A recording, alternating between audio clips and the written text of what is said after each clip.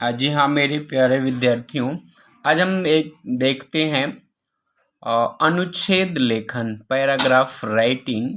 अगर आपको टॉपिक ये दे दिया जाता है अनुशासन यानी डिसिप्लिन, तो आप कैसे लिखेंगे?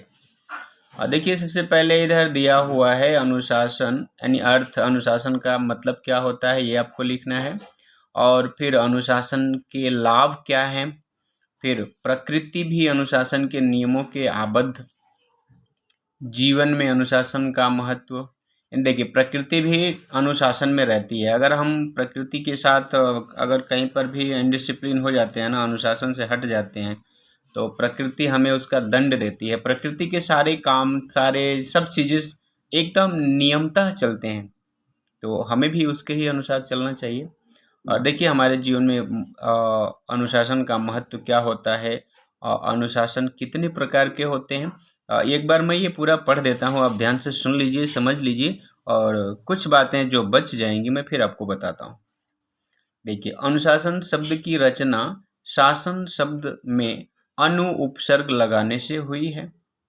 अनु का अर्थ है पीछे तथा शासन का अर्थ है नियम या कानून। कहने का तात्पर्य यह है कि सामान्य मानवीय नियमों के पीछे चलना अर्थात उनका पालन करना ही अनुशासन है। प्रत्येक जाति, राष्ट्र तथा समाज के कुछ न कुछ नियम अवश्य होते हैं, जिनका पालन करने से वह जाति, राष्ट्र या समाज उन्नति तथा विकास के पथ पर अग्रसर होता है। यानी सबके लिए, चाहे आप किसी भी देश के हैं या किसी भी जाति के हैं, तो उससे संबंधित नियम होता है और उन नियमों को हमें पालन करना होता है। अगर हम पालन नहीं करते हैं तो हम अनुशासनहीनता का परिचय देते हैं, जिसके लिए हम दंड के भागी होते हैं। हमें दंड मिलना चाहिए अगर हम ऐसा करते हैं, तो बिल्कुल बात सही है। देखिए, अनुशासन पालन सफल जीवन का मूल मंत्र है। अगर आपको अपने जीवन में सफल होना है तो इसका मूल मंत्र क्या है? अनुशासन पालन। अगर आप अनुशासन का पालन करते हैं तो आपका जीवन अवश्य सफल होगा। अनुशासन में हमें बुराइयों से, देखिए, अनुशासन जो है हमें बुराइयों से बचाकर अच्छाइयों की ओर प्रेरित करता है। सच्चा अनुशासन विवेक जन्य एवं स्व प्रेरित होता है। यानी सच्चा अनुशासन स्व प्रेरित होता है, यानी अपने आप प्रेरित होकर के, यानी खुद से हमें अनुशासन में रहना चाहिए, ना कि किसी के डर या भय से। तो देखिए, इस बात को थोड़ा अलग ढंग से दिया हुआ है, सीधे नहीं है, मैं इसको बताता हूँ। स्व प्रेरित अनुशासन यानी सेल्फ डिसिप्लिन होता है। आत्मा अनुशासन, हमें अपने आप ही अनुशासन में रहना चाहिए, ना तो किसी के डर से, ना भय से। किसी के डर से अगर हम अनुशासन में रहते हैं तो जब तक वो व्यक्ति है तब तक ही हम अनुशासन में रहेंगे, उसके जाते ही फिर क्या होंगे हम, हमारा अनुशासन टूट जाएगा। और यह अनुशासन क्षणभंगुर होता है, अच्छा नहीं होता है, जीवन के लिए दुखदायी होता है, दुख का कारण बनता है। इसीलिए हमें हर समय अनुशासन में ही रहना चाहिए, चाहे कोई व्यक्ति है या नहीं है। हमें अच्छे से चलना, अच्छे से बोलना, अच्छे से रहना, किसी के साथ अच्छा व्यवहार करना, अच्छे से खाना पीना, ये सारी चीज़ें अपने आप हमें ठीक ढंग से करना चाहिए। ये नहीं कि कोई है तो हम ठीक से बोल रहे हैं, कोई भी नहीं है तो हम फिर अलग ढंग से बोल रहे हैं या अच्छा नहीं बर्ताव कर रहे हैं, ये अच्छी बात नहीं होती है। अनुशासन पालन से ही व्यक्ति सभ्य तथा सुसंस्कृत बनता है, यानी अच्छा बनता है। प्रकृति भी अनुशासन के नियमों में बंधी हुई है। जैसे सूर्य, चंद्र, नक्षत्र आदि सब अपने अनुशासन के नियमों में बंधे हुए हैं। यह है ना, कभी सूर्य दिखते हैं, कभी चांद दिखते हैं, बारिश समय पे आती है, ठंडी का मौसम अपने समय पे है, गर्मी अपने समय पे है, सुबह शाम अपने समय पर है। तो सभी नियम के अनुसार रहते हैं, चलते हैं। यदि प्रकृति के अनुशासन में व्यवधान आ जाए तो सृष्टि का विनाश हो जाएगा। बात भी सही है। देखिए, अगर सूरज निकलना बंद कर दे, अंधेरा ही अंधेरा रहे, तो हमारा जीवन मुश्किल होगा ना। हवा चलना बंद हो जाए, हर समय रात ही रहे, या केवल दिन ही हो रात ना हो, तो भी मुश्किल है। चाँद ना दिखे तो भी मुश्किल है। अतः हमें प्रकृति से प्रेरणा लेनी चाहिए, यानी सीख लेनी चाहिए। अनुशासन की आवश्यकता जीवन के हर क्षेत्र में है। व्यक्ति के निजी, सामाजिक तथा राष्ट्रीय जीवन में इसका बहुत महत्व होता है। अगर आप कोई भी खेल खेल रहे हैं, देखिए अगर आप अनुशासन में नहीं रहेंगे तो आप उस खेल से निकाल दिए जाएंगे, उस टीम में नहीं रहेंगे। इसीलिए अनुशासन बहुत ज़रूरी होता है। अनुशासन का पालन करके ही व्यक्ति सफलता के शिखर को छू सकता है, यानी सबसे ऊंचाइयों तक पहुंच सकता है। अनुशासन प्रिय व्यक्ति ही स्वस्थ समाज या राष्ट्र की नींव है। जो भी व्यक्ति अनुशासन मानता है, अनुशासन में रहता है, वह व्यक्ति सबके लिए प्रिय है और एक अच्छे राष्ट्र की निर्माण उस तरह के ही व्यक्ति कर सकते हैं जो हर समय अनुशासन में रहते हैं। आप देख रहे हैं Hindi classes bye Umesh sir. तो ध्यान दीजिए, इसमें बहुत सी अच्छी बातें बता दी गई हैं और आप इसे समझ के सोच के कुछ और अपने शब्दों में जोड़ के कुछ बातें अगर छूट गई हैं तो आप कर सकते हैं, लिख सकते हैं, क्या अच्छा है। और इसका अनुच्छेद लिखते समय या अगर आपको लगता है ना कि कभी निबंध लिखने के लिए भी आता है, एस्से राइटिंग, तो कुछ लोगों के उदाहरण आपको देने होते हैं। एग्जाम्पल देके अगर आप लिखते हैं तो यही अनुच्छेद आपको एक निबंध के रूप में बदल जाएगा। जैसे कि गांधी जी हैं, गांधी जी, भीमराव अंबेडकर जी, ये लोग अनुशासन प्रिय रहे। इनकी जो स्टूडेंट लाइफ है ना, विद्यार्थी जीवन, इन्होंने कभी भी अनुशासनहीनता का परिचय नहीं दिया। ये कभी ना तो टीचर को मौका दिए कि वो पेरेंट्स से कंप्लेन करें, ना ही पेरेंट्स को मौका मिला कि वो टीचर से कोई शिकायत करें, कंप्लेन करें। ये लोग आत्म अनुशासन में रहते थे, यानी खुद अपना काम क्या करना है, कब करना है, खुद से कर लेते थे। इनको यह बात बिल्कुल पसंद नहीं थी कि इनके कारण कोई इनके अध्यापक टीचर को कोई बोले या इनके कारण कोई इनके माता पिता को कुछ कहे, उलाहना दे।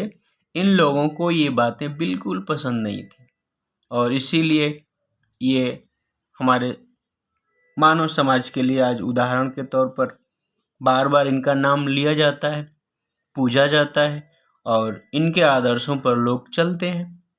हम भी चलते हैं और आपको भी चलना चाहिए, सबको चलना चाहिए। नियम जो है, जैसे कि इसमें देखें कि सफल जीवन की चाबी है, कुंजी है, एक मंत्र है। अगर आप अपने जीवन में सफल होना चाहते हैं कि लोग आपको पसंद करें, तो अनुशासन में रहें, सेल्फ डिसिप्लिन, ठीक है, अपने आप अनुशासन। कई बार बच्चे क्लास में यानी कक्षा में होते हैं और टीचर हैं तो ठीक से बात करते हैं, टीचर के जाते ही अपनी मनमानी करने लगते हैं। और कई बार कुछ टीचर के साथ भी ऐसे ही मनमानी करते हैं, पीटी सर से डरते हैं, फिर प्रिंसिपल सर से डरते हैं। अगर वो नहीं है तो फिर अपने मन का करने लगते। तो ये बात गलत है। चाहे आपके क्लास में आपके अध्यापक हैं या नहीं हैं, आप हर समय अनुशासन में ही रहें, अच्छे शब्दों का प्रयोग करें। यही एक अच्छे विद्यार्थी और एक सफल जीवन की नींव है, मंत्र है। यानी विद्यार्थी जीवन में अगर आप अच्छी बातें, अच्छी आदतें सीख लेते हैं तो पूरे जीवन आपको काम आएगा।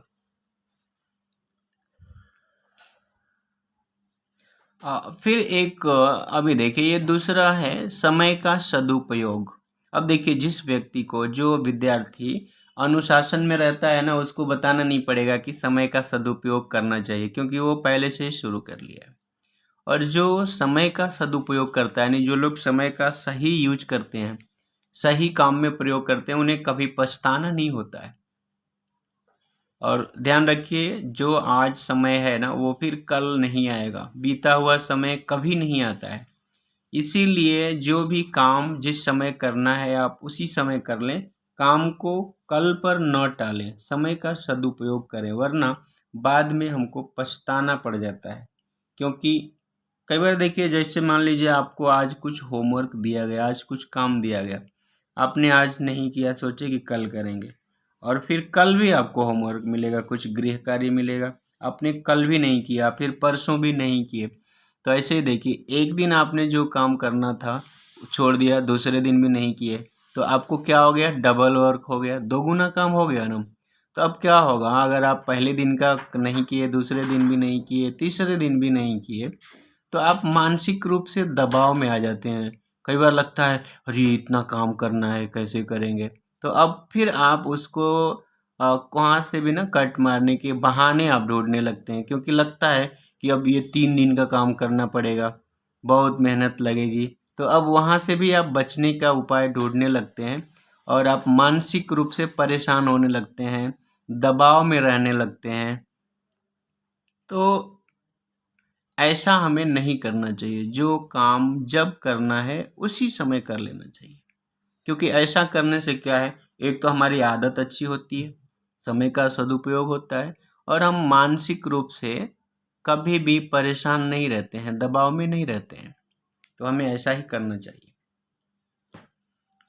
समय का सदुपयोग इसकी रूपरेखा में बताए हैं भाई। समय क्या होता है, समय अमूल्य धन है, यानी ऐसा धन है जिसकी कोई कीमत लगा नहीं सकता, कितना भी कीमत दें कम होगा।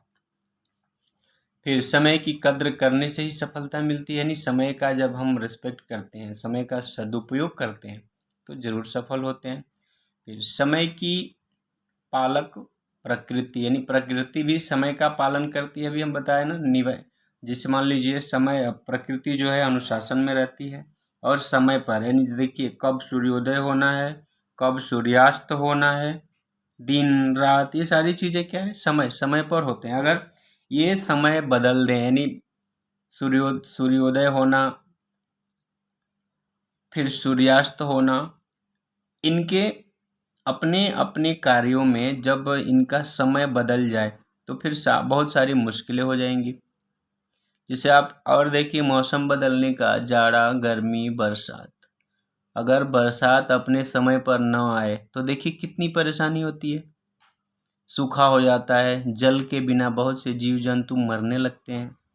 और यही समय पर बरसात हो गई, समय पर ठंडी आई गई, गर्मी आई और गई, तो किसी को बहुत कुछ ज़्यादा परेशानी नहीं होती।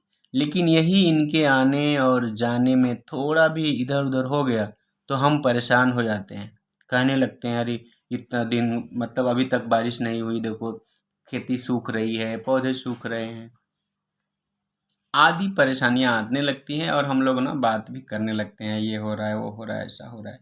और कुछ भी हो रहा है ना, तो इन सब का कारण कौन है, हम मनुष्य हैं। क्योंकि जब हम प्रकृति के साथ छेड़छाड़ करते हैं तो प्रकृति भी हमें दंड देने लगती है, और क्या करती है वो, अपने समय और अनुशासन की बातों को हमें याद दिलाने के लिए दंड के रूप में वो अपने आप में बदलाव कर लेती है। फिर छात्र जीवन में समय का विशेष महत्व होता है, यानी स्टूडेंट लाइफ में टाइम का जो है इम्पोर्टेंस बहुत है। क्योंकि देखो, परीक्षा से पहले अगर आप नहीं पढ़ेंगे, नहीं मेहनत करेंगे, तो आपका रिजल्ट खराब आएगा, और तब आप सोचेंगे अरे मुझे और पढ़ना था, तो मुश्किल होगा, क्योंकि फिर वो समय नहीं आएगा।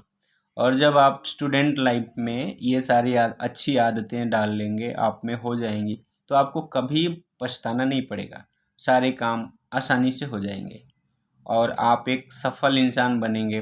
फिर लोग आपका उदाहरण देंगे। इस प्रकार आज की कक्षा में इतना ही। 2 महत्वपूर्ण विषय पर हमने चर्चा की, और आप इन छोटी छोटी बातों को निबंध के रूप में भी बदल सकते हैं।